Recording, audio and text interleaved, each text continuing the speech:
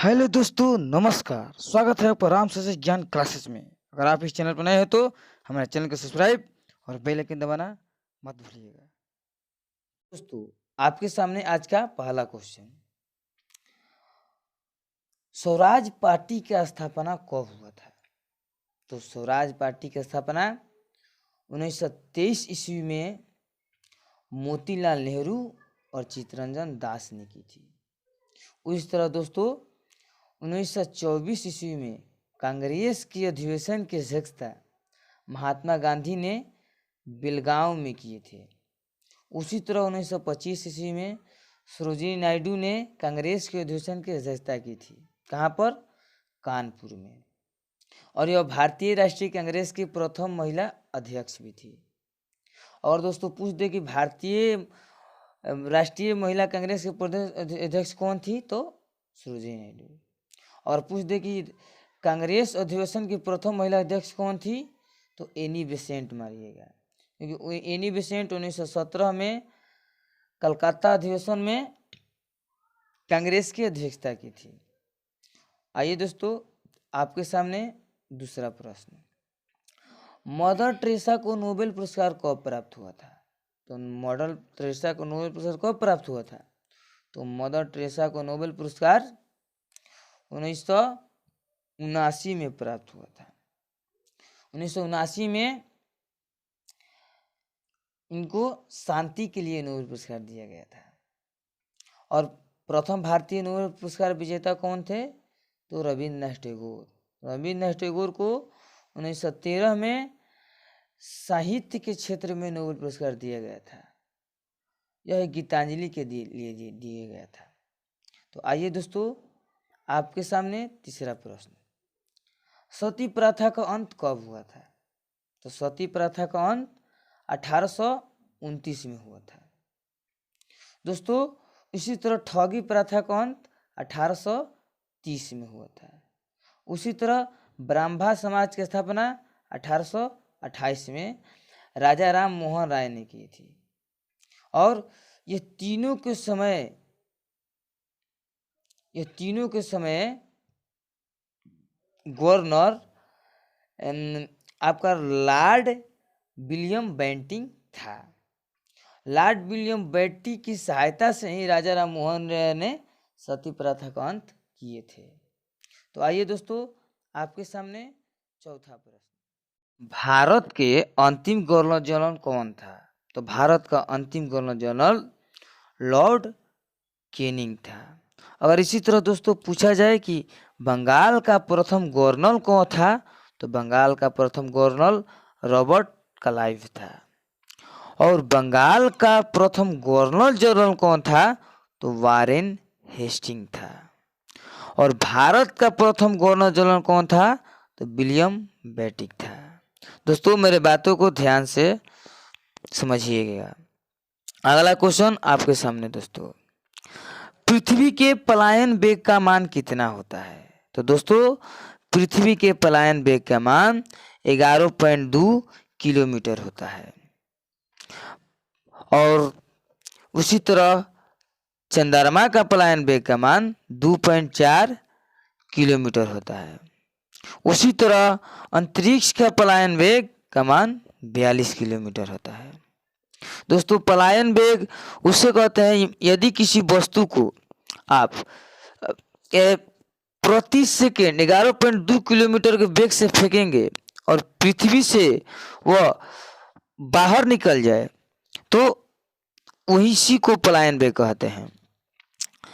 आइए दोस्तों, आपके सामने आज का 6वां क्वेश्चन, सर आज नंदी पुरस्कार देता है? तो दोस्तों आंध्र प्रदेश राज्य नंदी पुरस्कार देता है, आंध्र प्रदेश राज्य। और यह तेलुगु सिनेमा, तेलुगु रंगमंच में दिया जाता है। नंदी पुरस्कार प्रथम बार 1964 ईस्वी में दिया गया था। तो आइए दोस्तों, आपके सामने 7वां प्रश्न, वन अस्ट्रा रेवोल्यूशन किसने लिखा था? वन अस्ट्रा रेवोल्यूशन किसने लिखा था? तो वन अस्ट्रा रेवोल्यूशन मेसनोबु फुकुओका ने लिखा था और यह खेती पर केंद्रित एक बुक है दोस्तों। आइए दोस्तों, आज के आपके सामने 8वां प्रश्न, नौसेना दिवस कब मनाया जाता है? तो दोस्तों नौसेना दिवस आपको 4 दिसंबर को मनाया जाता है। इसी तरह दोस्तों पूछा जाए कि थल सेना दिवस कब मनाया जाता है? तो थल सेना दिवस आपको 15 जनवरी को मनाया जाता है। कब दोस्तों मनाया जाता है? 15 जनवरी। इस तरह दोस्तों पूछा जाए कि वायुसेना दिवस कब मनाया जाता है? तो वायुसेना दिवस आपको 8 अक्टूबर को मनाया जाता है। कब मनाया जाता है? 8 अक्टूबर। तो आइए दोस्तों अगला प्रश्न, संतोष ट्रॉफी किस खेल से संबंधित है? तो दोस्तों संतोष ट्रॉफी फुटबॉल से संबंधित है। किससे संबंधित है? फुटबॉल से। इस तरह पूछा जाए कि टेनिस किससे संबंधित है? तो टेनिस दोस्तों डेविस कप से संबंधित है। इस तरह पूछा जाए कि क्रिकेट किससे संबंधित है? तो क्रिकेट आपको दोस्तों Ranji trophy, CK Naidu trophy, इंदारी ट्रॉफी इत्यादि संबंधित है। तो आइए दोस्तों आपके सामने अगला प्रश्न, भारत में स्थापित किए गए पहले राष्ट्रीय उद्यान का नाम क्या है? तो दोस्तों भारत में स्थापित किए पहला राष्ट्रीय उद्यान का नाम जिम कॉर्बेट नेशनल पार्क है और यह दोस्तों यह बाघों के लिए प्रसिद्ध है। और यह कहाँ स्थित है? तो यह उत्तराखंड में स्थित है। इस तरह पूछा जाए कि दोस्तों बांदीपुर राष्ट्रीय उद्यान कहाँ स्थित है? तो बांदीपुर राष्ट्रीय उद्यान कर्नाटक में स्थित है। कहाँ स्थित है? कर्नाटक में।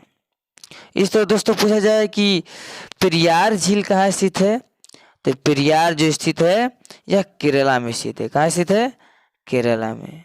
तो आइए दोस्तों आपके सामने अगला प्रश्न, निम्नलिखित में से कौन सा संगठन सबसे पुराना है? तो दोस्तों बताइए कि निम्नलिखित में कौन सा संगठन सबसे पुराना है? तो दोस्तों ILO ऑप्शन नंबर सी जो है आपका सही है। यह संगठन सबसे पुराना है। इसकी स्थापना 1919 में हुआ था और इसका जो फुल फॉर्म होता है international labour organisation. International labour organisation.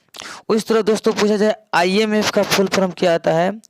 तो इंटरनेशनल मॉनेटरी फंड और इसकी स्थापना कब हुई थी? तो 1944 में। उस तरह दोस्तों पूछा जाए WHO का फुल फॉर्म क्या आता है? तो WHO का full form world health organisation होता है और इसकी स्थापना कब हुई थी? तो 1948 में। उस तरह दोस्तों पूछा जाए FAO का फुल फॉर्म क्या आता है? तो FAO का full form food and agriculture organisation होता है और इसकी स्थापना 1945 में हुआ था। कब हुआ था? 1945 में हुआ था। तो आइए दोस्तों आपके सामने अगला प्रश्न, हल्दिया रिफाइनरी कहाँ अवस्थित है? तो दोस्तों हल्दिया रिफाइनरी आपका जो स्थित है वह पश्चिम बंगाल में स्थित है। कहाँ स्थित है? पश्चिम बंगाल में। और यह पश्चिम बंगाल के मेदिनीपुर जिला में स्थित है। अगर दोस्तों जिला का नाम पूछे तो मेदिनीपुर मारिएगा। तो आइए दोस्तों आपके सामने अगला प्रश्न, निम्नलिखित में से कौन सा एक राज्य ईश्वर का अपना देश माना जाता है? तो दोस्तों यह राज्य कौन सा है? तो आपके सामने यह आंसर सही हो जाएगा, केरल राज्य। केरल राज्य दोस्तों ईश्वर का अपना देश माना जाता है क्योंकि हिंदू धर्म के मान्यता के अनुसार केरल का निर्माण जो हुआ था वो परशुराम के द्वारा हुआ था, इसलिए केरल को ईश्वर का अपना देश माना जाता है। तो आइए दोस्तों आपके सामने अगला प्रश्न, ओलंपिक 2016 का मोटो क्या था? तो दोस्तों ओलंपिक 2016 का मोटो क्या था? यह दोस्तों क्वेश्चन CGL में आपको पूछा है। CGL में क्वेश्चन आप पहले पूछ चुका है। तो यह दोस्तों ओलंपिक 2016 का मोटो था आपका live your passion. Live your passion. और दोस्तों यह जो दूसरा हुआ था, यह 5 अगस्त से 21 अगस्त तक चला था। हमारे भारत की ओर से रजत पदक पीवी सिंधु ने जीता था, जो बैडमिंटन की खिलाड़ी है, और कांस्य पदक साक्षी मलिक ने जीता था। दोस्तों आइए आपके सामने अगला प्रश्न। दोस्तों इसका आंसर कौन हो जाएगा? Live your passion. ताजमहल को किसके प्रभाव से खतरा है? ताजमहल को किसके प्रभाव से खतरा है? तो दोस्तों ताजमहल का जो खतरा है वो खतरा है सल्फर डाइऑक्साइड यानी SO2 से। किससे? SO2 से। उस तरह दोस्तों पूछा जाए नाइट्रिक अम्ल का सूत्र क्या आता है? तो HNO3। उसी तरह पूछा जाए कि कार्बन मोनोऑक्साइड का सूत्र क्या आता है? तो CO। दोस्तों कार्बन मोनोऑक्साइड एक विषैला गैस है। आपसे अगर पूछा जाए एक विषैला पदार्थ है, दोस्तों पदार्थ है। उसी तरह क्लोरोफ्लोरोकार्बन, इसका सूत्र होता है CFC। यह ओजोन का क्षय के कारण यही गैस है। तो दोस्तों हमारे सामने आपको सामने यही 15 क्वेश्चन हम लाए थे। अगर आपको अच्छा लगे तो हमारे चैनल को लाइक और शेयर करना ना भूलिएगा, जिससे दूसरे लोग भी इसका लाभ उठा सके। धन्यवाद दोस्तों।